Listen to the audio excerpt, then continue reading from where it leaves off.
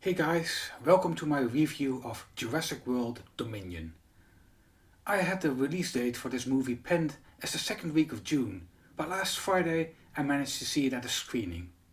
If you want, please hit the like button or subscribe to my channel if you want to see more content like it. That will really help me out. If there was one summer blockbuster movie I was not looking forward to, then it was Jurassic World Dominion. The sixth movie in the series is directed by Colin Trevorrow, who also directed the first of the reboot series, Jurassic World, in 2015.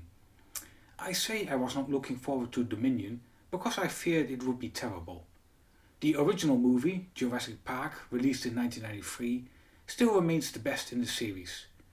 Directed by Steven Spielberg and based on the novel by Michael Crichton, it sported a very novel setting with its live-action dinosaurs and had intelligent themes on genetic manipulation and the misuse of science. The excellent cast and sometimes horror plot added to make that movie a classic. The series saw two mediocre sequels before it was rebooted in 2015 with Jurassic World, which acknowledged the original movie and tried to be bigger and better. Sadly, while it was okay, it suffered as many movie sequels do. It relied too much on special effects and action scenes. Now, that may not be a bad in its own, but it did have the added effect of showing the dinosaurs too much. Before long, the new park was in turmoil as the dinosaurs go on a rampage. By showing off all of the dinosaurs, especially the big ones, like the made-up Indominus Rex, some of the magic of the franchise was lost. This became more pronounced during the sequel Fallen Kingdom, which I felt had too many parallels to the earlier poorer sequels. Dominion was going to up the ante even more by showing a world in which dinosaurs now live among us in the wild. I would not want such a world, yet the theme of Dominion remains one of cohabitation and preservation versus extinction. Dominion felt like it would cap off the sequel trilogy, but that it would also be a wash job, not unlike the last Star Wars movie, Rise of Skywalker, with prior characters returning such as Alan Grant, played by Sam Neill, Ellie Sattler, played by Laura Dern, and Ian Malcolm, of course played by Jeff Goldblum. What is weird is that Dominion is not actually a bad movie, it just happens to be another mediocre sequel. Overall, it is a fun ride. If you ignore the original Jurassic Park, it is actually quite good compared to the other sequels. The return of Grant, Sattler and Malcolm is as good as I wanted it to be, reminding me that they were underutilized in the sequels. There are plenty of gags, courtesy of director Colin Trevorrow, reminding me he should have directed The Last Jedi, as I think he could have mastered the Star Wars franchise. The return of Grant, Sattler and Malcolm works perfectly, but it does mean that the story needs to divide its time between them and the party led by Owen and Claire.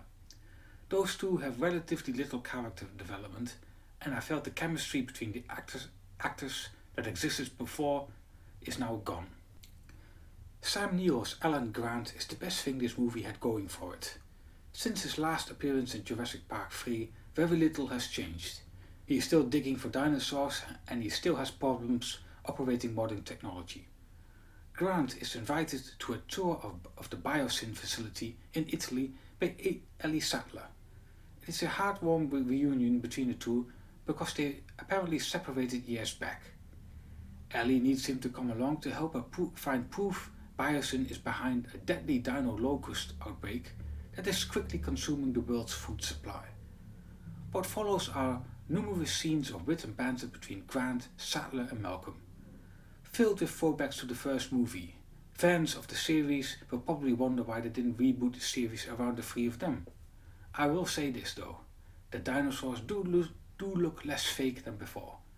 It appears that the art of special effects has finally caught up with the franchise. Sadly, there is also a list of minor things I do not like. It starts off with the dinosaurs living among us. I do not know about you, but I'm amazed nobody has tried to shoot any of the larger ones, especially the T-Rex. Then there is the leftover plot points from Fallen Kingdom.